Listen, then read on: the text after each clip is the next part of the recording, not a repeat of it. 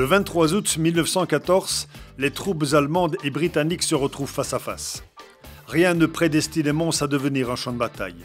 Et pourtant, c'est toute une région qui devient terre d'affrontement. Les civils, eux aussi, paieront un lourd tribut lors de ces premières journées. À Oudrony, la journée du 24 août est ancrée dans les mémoires. Ce sera peut-être la dernière charge de cavalerie en temps de guerre. 800 Britanniques y perdent la vie. Pourquoi est-ce qu'on parle de la bataille des Louges, Oudrony? C'est parce qu'il y a eu des actes héroïques de certains régiments britanniques qui vont subir énormément de pertes. Il va notamment avoir dans ces localités des charges de cavalerie qui vont rester dans les mémoires, qui pour les Anglais et les citoyens du Commonwealth de l'époque, ce sont véritablement des actes héroïques.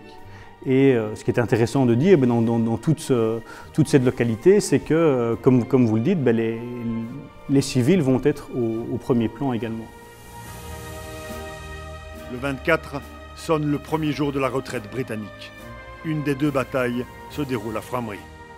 C'est un petit peu par hasard que Frameries est devenu un maillon important de la deuxième ligne de défense, qui était plus en arrière du canal, sur les hauteurs, plus courte, plus facile à défendre, et surtout d'où les soldats britanniques pouvaient un petit peu voir ce qui se passait devant eux, ce qui n'était pas le cas au canal. Et parce qu'il y avait un risque d'enfoncement de leur ligne du côté de pâturage-Cargnon, ils ont décidé de faire de Frameries une place assez forte au point de vue résistance, avec 3 sites principaux, à l'ouest du côté de la rue des Dames et de la rue de Cargnon, au centre la grande rue de Frameries, qui ne s'appelait pas encore la rue des Alliés, et ici, le long du cimetière, donc le long du chemin d'Onner, qui s'appelle sur Couëme le chemin de l'Espinette, parce qu'en fait, c'est sur Couëme que, de ce côté-ci, la bataille a commencé. Durant les 2 jours de la bataille de Mons, les civils sont au premier rang des combats. Ils subissent les exactions des troupes allemandes. À Nimy toujours, confrontés à la résistance britannique et incapables de franchir le pont, les Allemands prennent des civils en otage. Les soldats rentrent de force dans les maisons, prennent les hommes et les femmes et en font un cortège. Ils vont les placer devant eux et c'est avec ce cortège qui va servir de bouclier humain qu'ils vont parcourir le chemin entre Nimy jusque Mons. Arrivé sur la Grand Place, le bourgmestre est également pris en otage et malheureusement cet événement va finir tragiquement vu qu'ils vont redescendre la rue de la Chaussée, ils vont arriver du côté de la rue de Berthémont, en bas de la rue de Berthémont où il y a là le trou Oudard, l'actuelle place des Martyrs justement, où là les troupes britanniques se sont retranchées derrière des barricades et des coups de feu vont éclater, des civils vont perdre la vie. Donc ça c'est on va dire un élément marquant pour les Montois et les habitants de la région. Mais des exactions, il y en aura également d'autres types, parfois malheureusement des exécutions sommaires, des prises d'otages qui vont avoir lieu, qui vont déboucher sur des exécutions, avec parfois des procès qui sont faits à la va-vite, des personnes qui vont également être déportées.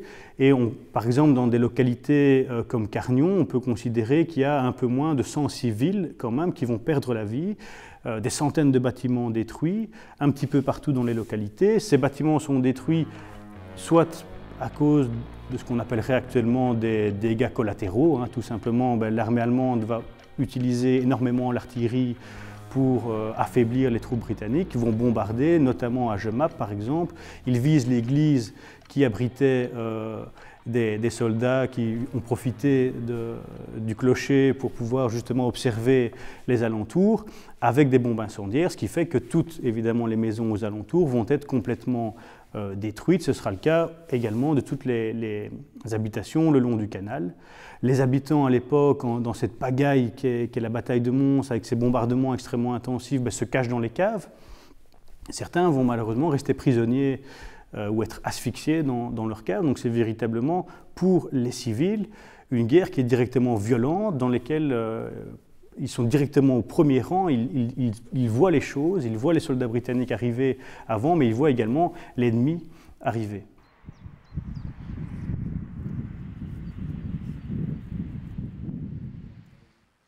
Le 24 août, en soirée, l'artillerie britannique se positionne sur les flancs du bois là-haut.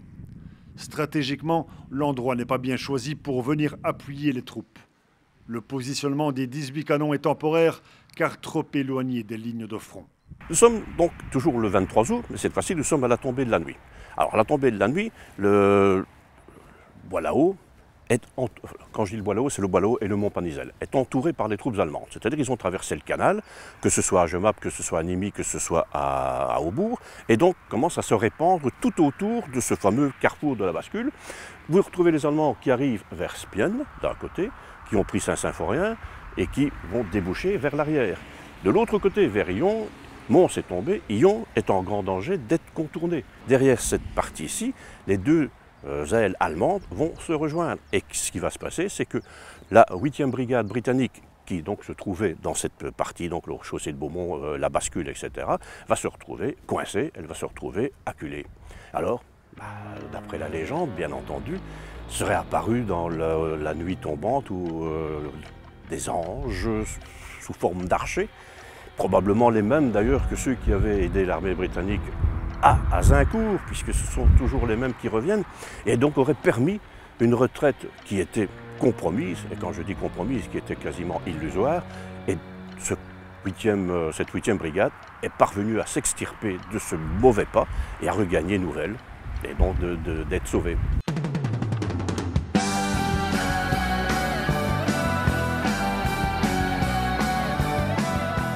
Les Anges de Mons participeront à l'effort. Dieu soutient la Grande-Bretagne. Les Anges annoncent le retour victorieux des troupes britanniques. La légende s'empare alors de l'imagination et inspire outre-Manche une quantité invraisemblable de productions littéraires et artistiques. Cette légende va prendre vraiment une place extrêmement importante qui va notamment être entretenue par différents récits. Le plus connu, c'est un récit fictionnel, une nouvelle qui va paraître en septembre 1914 dans des journaux britanniques, dans le London Evening News. C'est Arthur Machen, un auteur spécialisé dans les récits fantastiques, qui écrit une nouvelle totalement fictionnelle. Il ne dit pas où se situe sa nouvelle, mais qui raconte que des soldats britanniques, face à des soldats allemands, un des soldats britanniques aurait invoqué Saint-Georges, Saint-Georges le saint patron de l'armée britannique, et que Saint-Georges serait arrivé sur son cheval avec des archers mythologiques qui seraient venus directement d'anciennes grandes batailles, notamment à Azincourt, et que ces archers auraient tiré sur les soldats allemands et en bloquant justement l'avancée allemande. Et malgré que ce récit soit fictionnel, ça va faire effet boule de neige en Grande-Bretagne, et de nombreux récits après ça vont être véhiculés. On va voir dans la presse tous les jours, ou presque, des témoignages de soldats qui étaient à Mons, auraient vu les anges. Également, on va dire, certaines communautés religieuses vont également prendre le relais. On va voir des prêtres qui vont faire des prêches sur le front et également à l'arrière autour de ces anges qui seraient apparus à Mons. Et donc on a eu des témoignages quand même de soldats anglais qui les auraient vus, ces fameux anges. Ces témoignages sont toujours des témoignages de seconde main. Ce sont souvent des infirmières britanniques. Les infirmières, à l'époque, on appelait justement les anges blancs.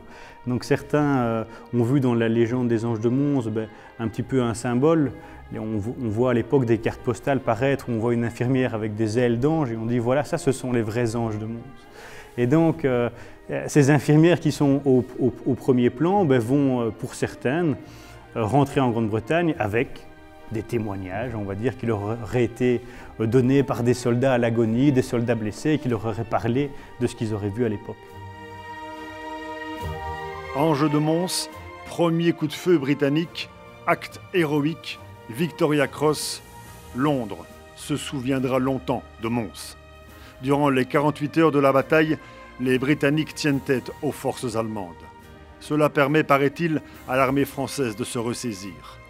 À Mons-Borinage, 15 000 hommes perdent la vie.